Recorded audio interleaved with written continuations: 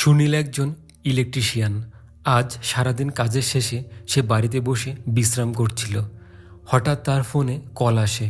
একটু বিরক্ত হয়ে সে ফোনটা রিসিভ করে।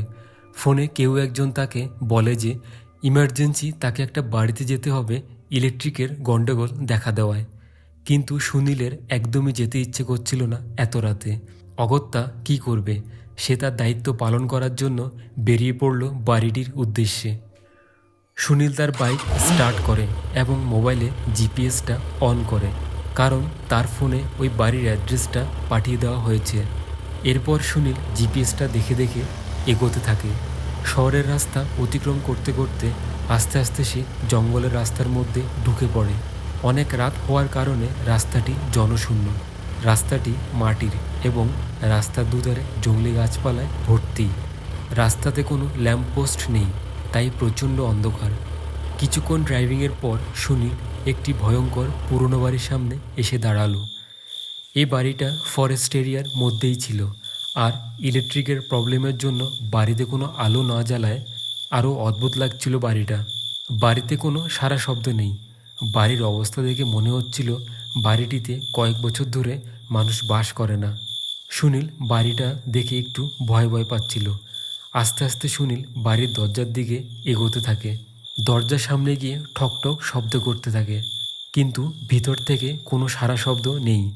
কেউ দরজা খুলতে আসছে না এটা দেখে সুনীল একটু ভয় পেয়ে যায়। তারপর কিছুক্ষণ পরে একজন লোক দরজা খুলে। লোকটি সুনীলকে জিজ্ঞাসা করে যে সে ইলেকট্রিশিয়ান কিনা। সুনীল মাথা নেড়ে হাঁ জানায়। তারপর লোকটি সুনীলকে ঘরের ভিতরে নিয়ে আসে এবং মিটার বক্সের দিকে নিয়ে যায়। ঘরের ভিতরে ইলেকট্রিক না থাকায় বিভিন্ন জায়গায় মোমবাতি জ্বলছিল। বাড়ির ভেতরটা খুবই শান্ত ছিল। সুনীলকে মিটার বক্সের কাছে দিয়ে লোকটি চলে যায়। সুনীল ইলেকট্রিকের সমস্যা সমাধান করতে থাকে। হঠাৎ তার চোখ চলে যায় ঘরের এক কোণে, যেখানে কিছু একটা জ্বলজ্বল করছে। সুনীল কিছুটা ঘাবড়ে যায় এবং মনে মনে ভাবে লোকটি ওকে এখানে ফেলে কোথায় গেল। ঘরের কোণে কিছু একটার উপস্থিতি সুনীল টের পায় এবং তাড়াতাড়ি সুনীল আলো জ্বালিয়ে ওই দিকে তাকাতেই চমকে ওঠে।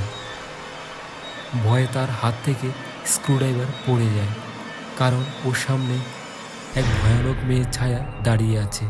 এইসব দেখে সুনীল ভয়ে কাঁপতে থাকে এবং হন্তদন্ত হয়ে তার বাইকের দিকে ছুটে যায় এবং ওখান থেকে পালিয়ে যায়। ওই মেয়েটার ছায়া দরজার সামনে দাঁড়িয়ে সুনীলকে দেখছিল। সুনীল কিছু দূর না যেতেই সুনীলের বাইকের চাকা পাংচার হয়ে যায়, আর ধীরে ধীরে বাইক স্লো হয়ে বন্ধ হয়ে যায়। সুনীল প্রচণ্ড ভয় পেয়ে যায় এবং পুলিশকে ফোন করে সাহায্যের জন্য। সুনীল এদিক ওদিক দেখতে দেখতে হঠাৎ তার চোখ বাইকের লুকিং গ্লাসের উপর চলে যায় এবং এটি দেখে ওর পায়ের তলার মাটি কাঁপতে থাকে। বাইকের পেছনে মেয়েটির ছায়া তার দিকে ধীরে ধীরে এগিয়ে আসছে। সুনীল ভয়ে বাইক ফেলে রেখে জঙ্গলের দিকে ছুটতে থাকে। ছুটতে ছুটতে সুনীল হাঁপিয়ে যায় এবং একটা গাছের পেছনে লুকিয়ে পড়ে আর ভয়ে কাঁপতে থাকে।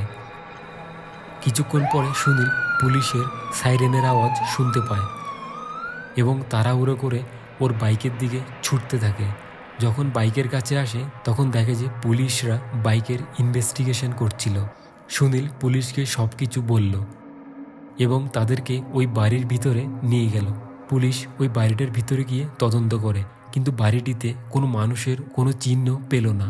পরের দিন সকালে সুনীল পুলিশের কাছ থেকে জানতে পারে যে বাড়িটা 3 বছর ধরে খালি অবস্থায় পড়ে আছে, আর 3 বছর আগে এই বাড়িটিতে এক হাজব্যান্ড আর এক ওয়াইফ থাকতো, কিন্তু তাদের মার্ডার হয়ে যায়। সুনীল এটা শুনে চমকে ওঠে এবং ভাবে যে ওই দিন বাড়িতে যাদের সাথে দেখা হয়েছিল তারা আসলে ওদের আত্মা ছিল এবং আজও বাড়িতে বন্দি হয়ে আছে। কিন্তু সুনীল বুঝতে পারছিল না যে ওই ফোন আসলে কে করেছিল।